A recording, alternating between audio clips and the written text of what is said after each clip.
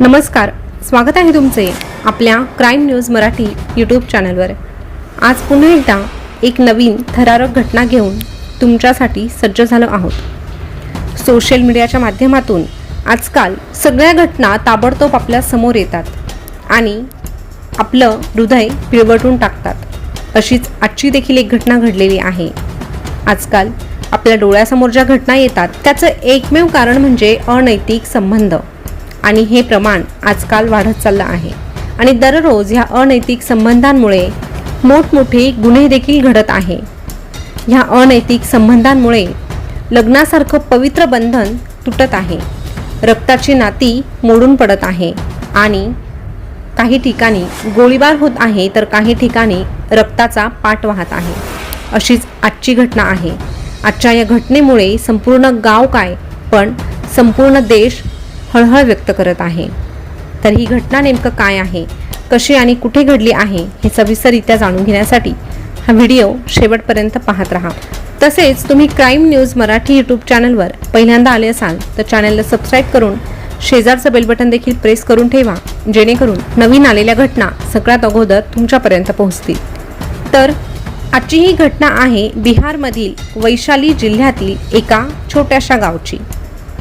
या गावामध्ये मिथिलेश पासवान व त्याची पत्नी प्रियंका देवी हे दोघं पती पत्नी आपल्या 3 मुलांसोबत राहत होते।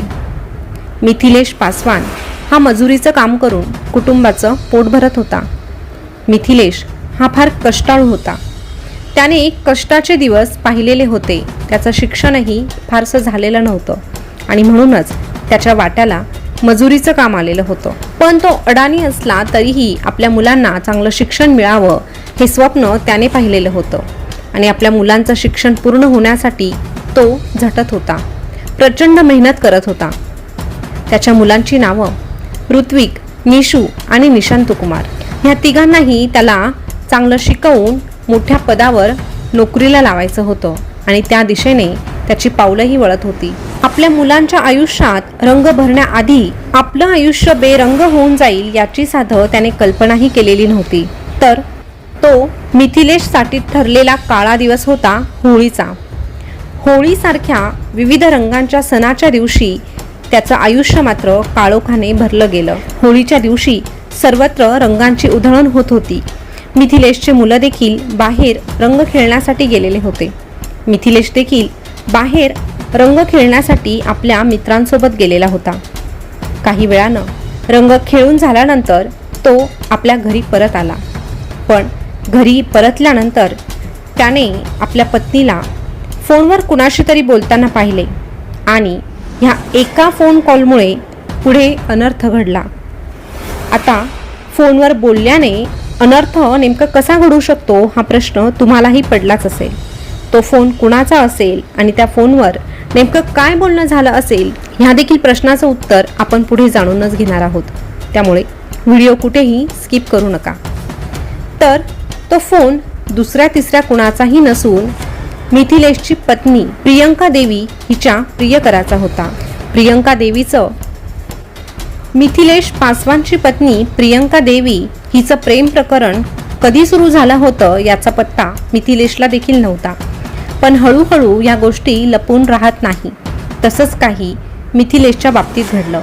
मिथिलेशला कुठून तरी त्याच्या पत्नीच्या प्रेम प्रकरणाबद्दल माहिती समजली आणि त्यानंतर त्याने तिला जाब विचारला। पण सुरुवातीला तिने उडवाउडवीची उत्तरं दिली आणि त्यानंतर पुन्हा पुन्हा त्याच गोष्टी कानावर येऊ लागल्याने मिथिलेशमध्ये आणि प्रियंका देवीमध्ये भांडणं सुरू झाली। त्यानंतर मात्र मिथिलेशने प्रियंका देवीला सांगितलं होतं की आपली 3 मुलं आहे, आपला संसार आहे आणि त्यांचं भविष्य आपल्याला घडवायचं आहे, म्हणून तू हे ताबडतोब बंद कर। आणि त्यावर प्रियंका देवीने होकारही दिला। त्यानंतर थोडे दिवस चांगले मजेत चालू होते। मिथिलेशलाही असं वाटत होतं की आता प्रियंका देवीचं कुठेही आणि कुणाशीही प्रेम प्रकरण सुरू नाही। तिने आपल्या त्या प्रेम प्रकरणाला पूर्णविराम दिलेला आहे आणि म्हणून आता दोघांचा संसार पहिल्यापेक्षा थोडासा बरा चालू होता। दोघंही मुलांकडे लक्ष देत होते। पण मिथिलेशला हे माहीत नव्हतं की प्रियंका देवीने मुळात आपलं प्रेम प्रकरण सोडलेलंच नव्हतं. ती त्यामध्ये अजून गुंतत चाललेली होती. मिथिलेश घरी नसला की ती प्रियकरासोबत बोलत होती.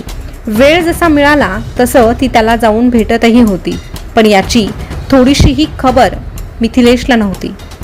अखेर एक दिवस होळीचा दिवस आला आणि त्या दिवशी मात्र रंग खेळून आलेला मिथिलेश जेव्हा घरी आला तेव्हा त्याने प्रियंका देवीला हसताना फोनवर बोलताना पाहिलं आणि त्याने थोडा वेळ दुरूनच तिचं काय बोलणं चालू आहे हे ऐकण्याचा प्रयत्न केला.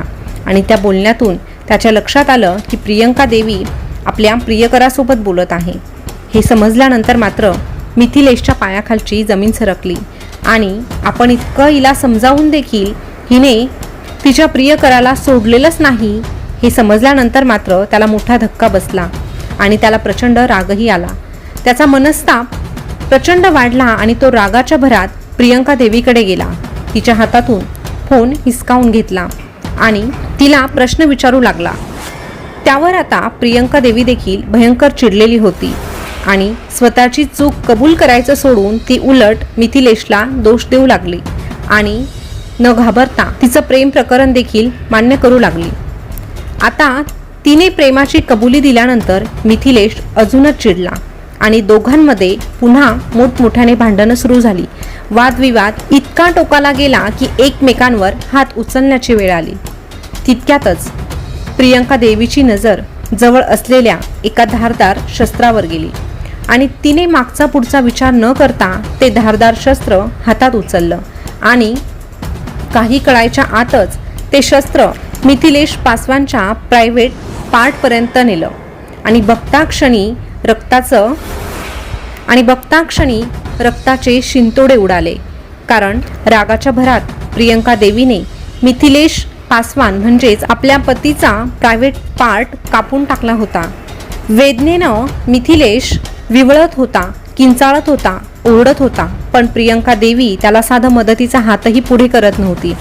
त्याचा किंचाळण्याचा आवाज बाहेरपर्यंत गेला आणि तातडीने शेजारचे लोक धावत त्यांच्या घरात घुसले आणि त्यांनी डोळ्याने पाहिलं की प्रियंका देवीच्या हातामध्ये एक धारदार शस्त्र आहे आणि मिथिलेश हा रक्ताच्या थारोळात पडलेला आहे. पाहता क्षणी शेजारच्यांनी तातडीने त्याला दवाखान्यात नेण्यासाठी पुढाकार घेतला आणि पोलिसांना देखील कळवलं. पण दवाखान्यात नेईपर्यंत फार उशीर झाला होता. मिथिलेश पासवानने आपले प्राण त्या ठिकाणी सोडले होते. डॉक्टरांनी त्याला मृत घोषित केले होते आणि शेजाऱ्यांनी पाहिलेलं होतं की मिथिलेशवर हा वार त्याच्याच पत्नीने म्हणजेच प्रियंका देवीने केलेला आहे आणि म्हणून पोलिसांना तसं त्यांनी सांगितलं देखील. पोलिसांनी शेजारच्यांच्या म्हणण्यानुसार प्रियंका देवीला अटक केली. तिच्या प्रियकराला देखील पोलिसांनी चौकशीसाठी बोलावून घेतलं आणि दोघांनाही ताब्यात घेतलं. पण ह्या सगळ्या गोष्टींमध्ये मिथिलेशचं मात्र आयुष्य संपलं आणि आपल्या 3 मुलांसाठी पाहिलेले स्वप्न देखील त्याच्या मृत्यूसोबत त्याच ठिकाणी निघून गेली. आता शेवटी प्रियंका देवीला पोलिसांनी पकडलं आणि बापाचंही छप्पर त्या मुलांच्या डोक्यावरून हरपलं होतं आणि आता ही 3ही मुलं पोरकी झाली.